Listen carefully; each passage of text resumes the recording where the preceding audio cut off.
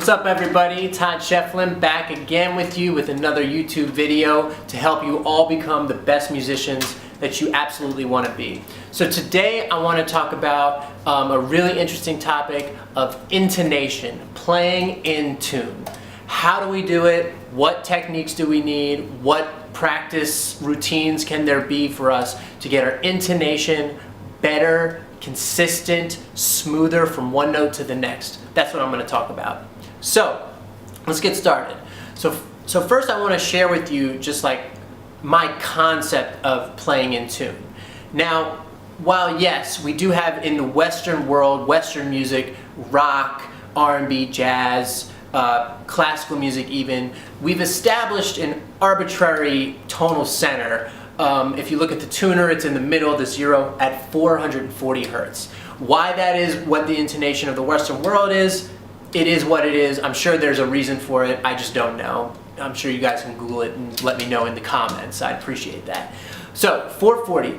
While yes, we can take a tuner and we can go through each note on the saxophone or your trumpet or whatever instrument you're playing, and we can match each note to that magical pinpoint.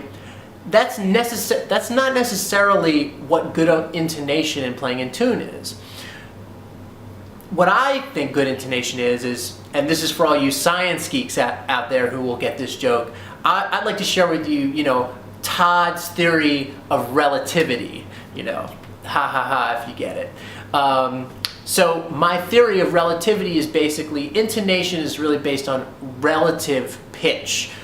And what that means is, what does each note you're playing sound like relative to the notes that you played before, the notes that you played after, as well as relative to all the sounds that your bandmates are playing. So if you're playing in a band or a group of people, how does the notes you're playing sound relative to that? Are they in tune with what's going on in the moment? Not necessarily are they in tune with the tuner, but are they in tune with what's happening in the moment right now? I mean, because listen, I could pull my mouthpiece all the way out and make my saxophone really flat, and I could play in C major scale in tune with myself. Yeah, it wouldn't be in tune with the tuner, but it would be in tune relative to the other notes I was playing. So that's something important to keep in mind. So while we want to practice with a tuner because we're playing music that is based off of the arbitrary tonal center of 440, we need to know where that is, we need to practice with that. At the end of the day, it really comes down to relativity. How does what you're playing sound compared to what else is going on in that moment? So, let's talk about, now that we understand the theory of relativity, let's now talk about techniques and practice routines that we can put forth to ensure that playing in tune, intonation continues to improve and get better over time and becomes more consistent until the point where you're playing music and every note you're playing is spot on with what everything else is, with all that else is going on in the moment. So, step one, very simple. Let's get a tuner and let's sit down with the instrument, go through every note on the instrument, on the saxophone. You could do it chromatically, hold each note out, and try to figure out where everything is relative to the tuner, okay? So first, couple easy tips. If you're noticing that things are sharp or flat consistently, like every note you play is sharp, every note you play is flat, the first thing you want to do is find the right spot of your mouthpiece to be on the cork. This is actually really important. I remember for years I would notice, like as I was playing a gig, I would start off in tune, but then as the gig went on, I would get sharper. And I realized that my mouthpiece was actually moving on the cork. The cork wasn't thick enough. So what was happening was, as I was putting pressure onto the mouthpiece, it would slowly move forward and make me sharp. So make sure that when you play, that the mouthpiece does not move. So once you find that location that best gets you to that middle point on the tuner, ensure that the mouthpiece doesn't move. If it is moving, get to your repair guy and have him put a thicker cork on there so it won't do that. So that's number one. You could just, you might have to get that fixed first. Then you go through the tuner, find the place where it's consistently in the middle. Usually we like to use concert A or concert B flat, which is G or F sharp on the saxophone. We start with that, we find where the middle point is, we set our mouthpiece. Then go through each note, hold them out, feel it in the embouchure, feel it in the breath. Where is the intonation right on each note? Okay, once you spend some time doing that, which it is important to do this, then it's important, once you get your embouchure strong and you feel comfortable, then it's important to really focus on that relative pitch. So now you have your mouth, you know that your mouthpiece is in the right place, so you know that you're set up with the tuner. So now what you want to do is, let's take a really simple scale, major scale, concert E flat, C major scale on the saxophone. And the exercise, a cool exercise to do would be to take the tuner, play the first note of the scale, C, get it right, get it in the middle in the tuner, get it perfectly in tune, adjust the air, adjust the embouchure till it's there, and then put the tuner away and then move from one note to the next, really listening. Is the next note sharp? Is it flat? I'm not sure, let me adjust things, let me see, and then keep adjusting it until you get it absolutely perfect. And this is where that relative pitch comes in. So you want to listen, really listen, put your ears open. So I'll just play a couple of notes.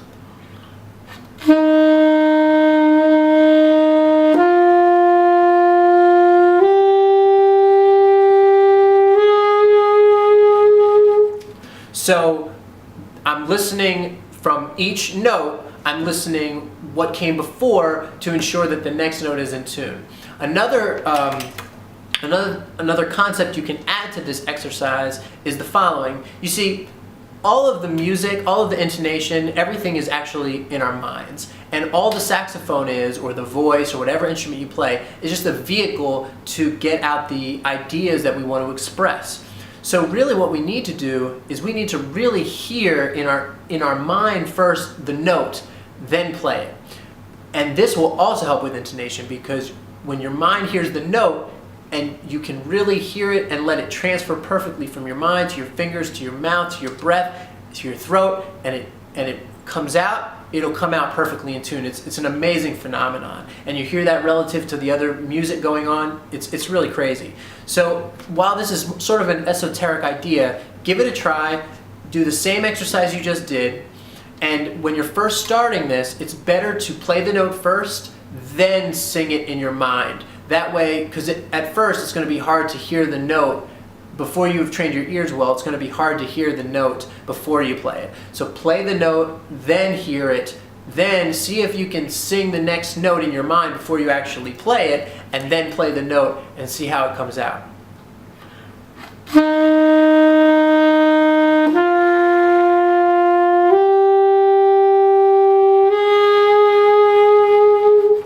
So that's another conceptual idea to put forth in your practice session, is really using your inner ear. You know how they have the mind's eye? We want to use the mind's ear to hear the next note coming up so that we can execute it with perfect intonation.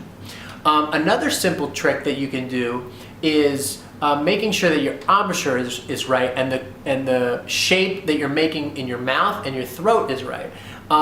So what I like to do to ensure that each note is going to come out perfectly in tune, along with everything I just talked about, and smooth connections from one note to the next, is to shape my throat and my mouth like I was singing the letter E. E, E. See, by doing, this was actually taught to me by Tony Salicandro, an amazing saxophonist and teacher in the Philadelphia area. He explained to me that by shaping your throat and your mouth as with the letter E for all the notes you play as a consistency on the mouthpiece, you're shaping your embouchure in such a way which creates perfect, really great intonation and smooth connection from one note to the next. It also creates a full sound, because E is this full sounding letter, but not too full like O, which is going to make the intonation weird and not in tune. But E is an open enough sound to create a full sound, but closed enough sound to ensure that the intonation is going to be executed. So do the same exercise, keep everything in mind, but this time imagine singing the letter E and then playing the note. So shape your throat, everything like the letter E, and then play.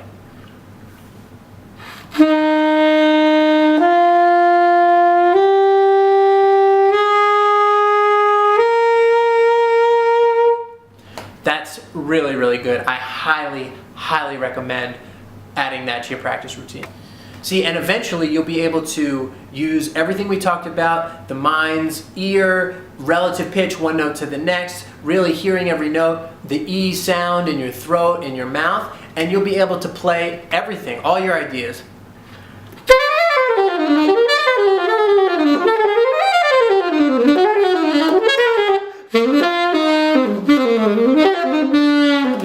You know, and it's just going to come out, it's going to fly out in good intonation. This takes practice.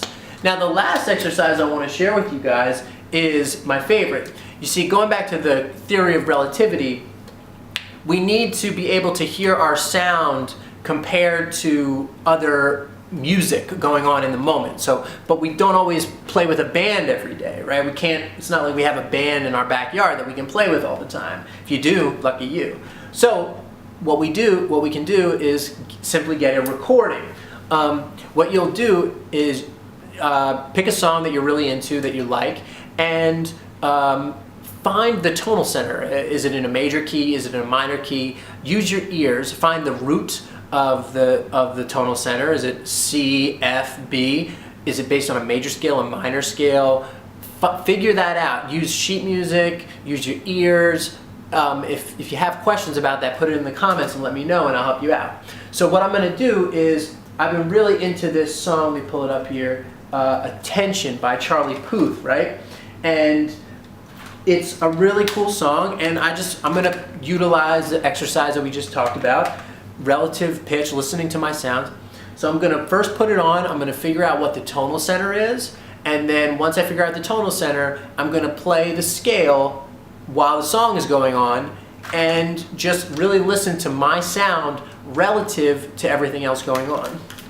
Now, you're not going to hear it because I don't want YouTube to take my videos down, but it'll be really quick. It'll just give you an idea.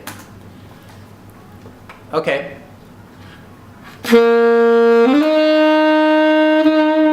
Okay, so the song is in concert E flat minor, which is C minor on the saxophone. So let me play a C minor scale over it, holding each note out, and I'll play within the rhythm of the song to make it fun.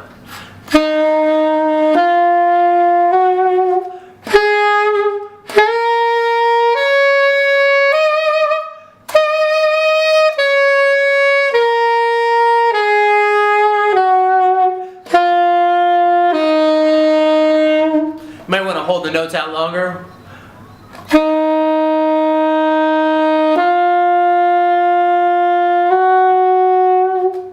And in my opinion, this is the best exercise you can do, because you're really hearing what you sound like compared to everything else going on. And then what I might do is I might start changing up the scale. So like, you can play C minor scale, but you can also do like a C minor pentatonic scale, just to practice your C minor pentatonic.